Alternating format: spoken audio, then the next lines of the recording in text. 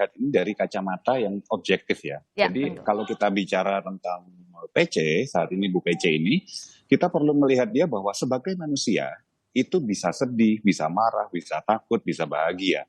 Dan di dalam 24 jam kehidupan seseorang, nggak mungkin seseorang yang depresi gitu misalnya dikategorikan depresi, itu akan selalu muram terus panjang waktu. Bisa jadi dalam beberapa kondisi, dia kemudian tertawa, itu memungkinkan. Kemudian ingat lagi, kemudian dia sedih lagi gitu. Nah, kita nggak bisa benar-benar pastikan apakah dia tertawa bahagia lepas apa enggak, karena kan ada masker yang menghalangi.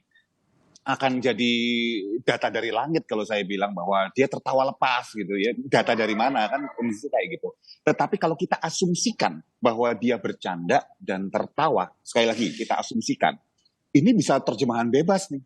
Bisa terjemahan bahwa oh dia ternyata pura-pura. Oh dia ternyata saat ini depresi tapi sedang lupa tentang substansi yang dia membuat dia depresi. Ya. Bisa juga. Nah, kalau kita tarik tapi kita bandingkan dengan momen ketika dia menangis. Nah, apakah kemudian dia menangis karena trauma? Nggak ada yang bisa mengatakan secara gamblang apakah itu trauma atau tidak. Oh, karena gini, kenapa? logikanya sederhana. Yuk, ketika dakwaan dibicarakan dan diceritakan kondisi ketika step by step terjadi pelecehan dan lain sebagainya. Itu kan kalau dia menangis dan kita bilang dia trauma dengan asumsi bahwa pelecehan itu memang terjadi. Bagaimana kalau sekali lagi kita buka ya objektif ya, gitu. Satu memang bisa terjadi, ini bisa.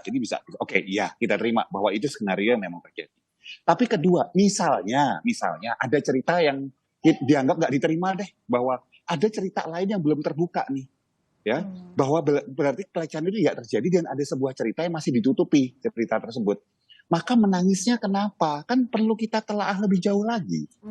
Bisa jadi menangisnya karena dia diminta untuk mengakui sebuah kejadian yang dia tidak pernah terjadi gitu.